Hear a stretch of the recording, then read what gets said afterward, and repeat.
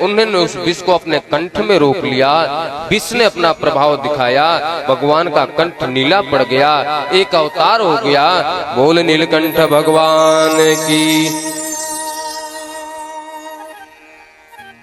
भगवान भोलेनाथ ने विचार किया कि यदि मैं विषपान करता हूं तो मेरे हृदय के अंदर राम है, और यदि मैं विषपान करूंगा तो विष अंदर जाएगा तो राम को दिक्कत होगी। तो उस विष को कंठ में ही रोक लिया।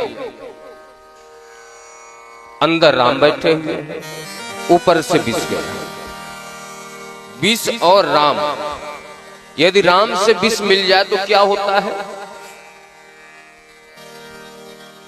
बुद्धि विश्राम सकल जन रंजन, बुद्धि विश्राम सकल जन रंजन,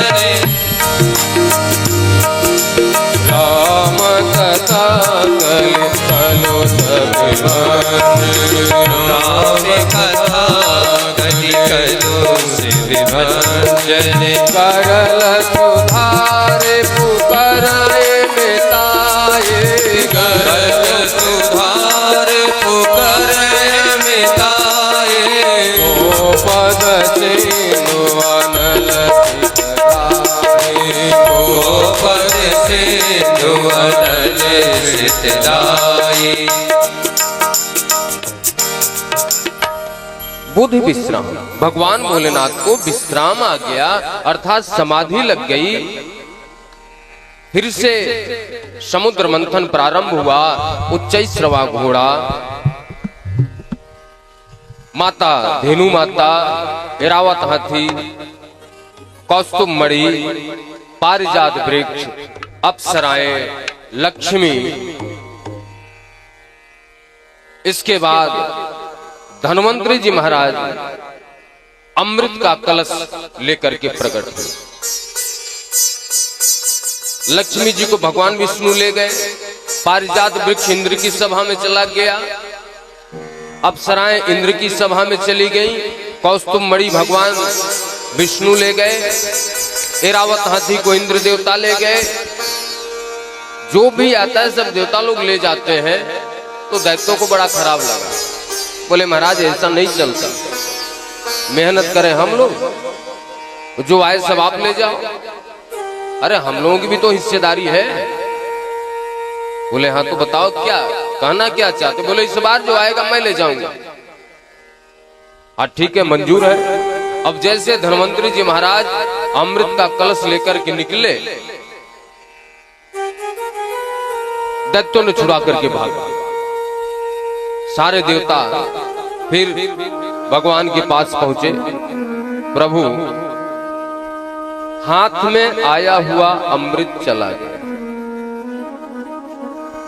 बोले ज्यादा लालच करोगे तो यही होगा।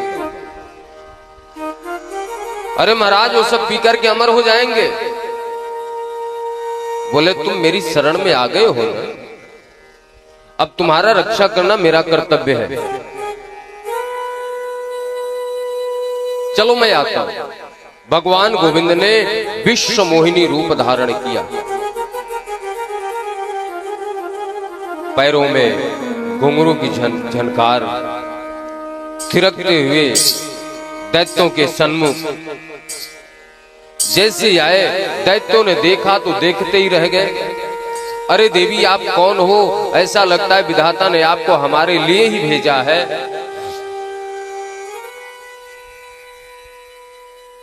विश्व मोहिनी रूपा प्रभु ने समझाया, विश्व मोहिनी ने समझाई कि देखो आप लोग दैत्य वंश के विद्वान राक्षस राज हैं। आप लोगों को शोभा नहीं देता किसी स्त्री के आसक्ति में पड़े, और विद्वानों के शोभा नहीं देता कि किसी स्त्री को देखते रहे उसके पीछे चल दे।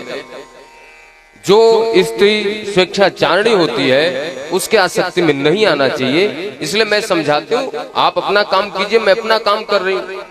लेकिन सुखदेव जी महाराज कहते हैं, साला वृकाणाम स्त्रीणाम च सवैरिणाम सुरद विषः। इसमें कहा गया कि उनके रूप को देख करके दैत्यों को अपने हाथ में रखा हुआ अमृत भी नहीं दिखाई दे रहा है, उस स्त्री के रूप को ही देख रहे हैं बार बार और सोच रहे हैं किसी प्रकार यह हमारे साथ हो जाए।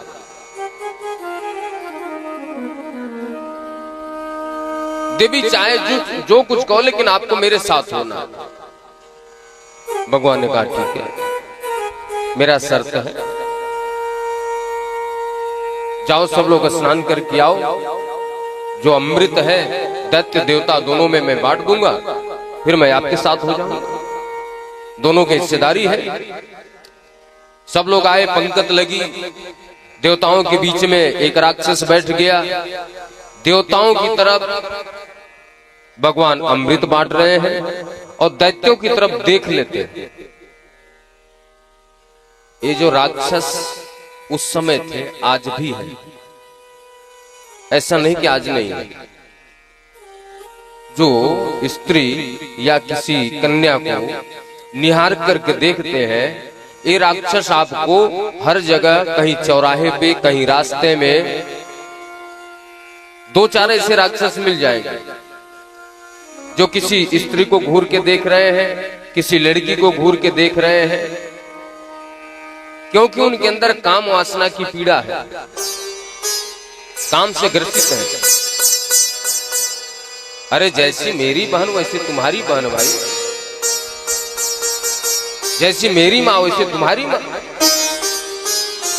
लेकिन राक्षसी प्रवृत्ति के कारण अपनी बहन तो बहन है, दूसरे की बहन बेटी को गलत निगाह से देखा। जैसे उस राक्षस के हाथ में अमृत गया, उसने मुख में डाला, तब तक सूर्य चंद्रमा ने इशारा कर दिया, प्रभु ये तो राक्षस है। भगवान ने चक्र सुदर्शन से उसके गर्दन को अलग कर दिया।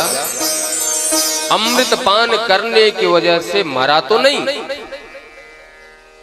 लेकिन दो भाग में हो गया, राहु और केतु। सूर्य ग्रहण, चंद्र ग्रहण जो लगता है, एक को राहु ग्रसित करता है, एक को चंद्र। भगवान ने तो अमृत बांट करके चले। सारे देवता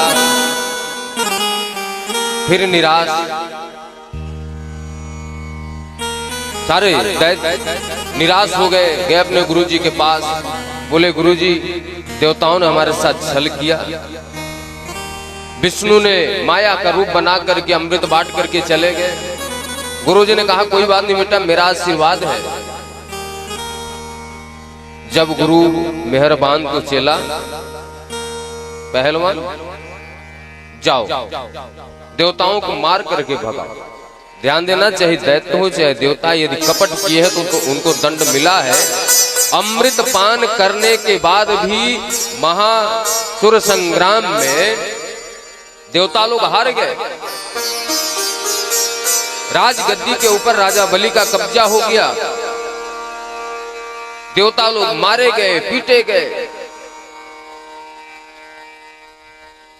आज देवताओं की जो माता जी हैं थोड़ी चिंतित है। कश्यप जी महाराज आए, कहते हैं देवी आप चिंतित हो? बोले प्रभु हमारे बच्चे मारे मारे फिर रहे हैं, आप कृपा कर दो एक संतान की प्राप्ति हो जाए। ऋषि महाराज ने कहा भगवान का भजन करो। कौन बेटा कौन बेटी?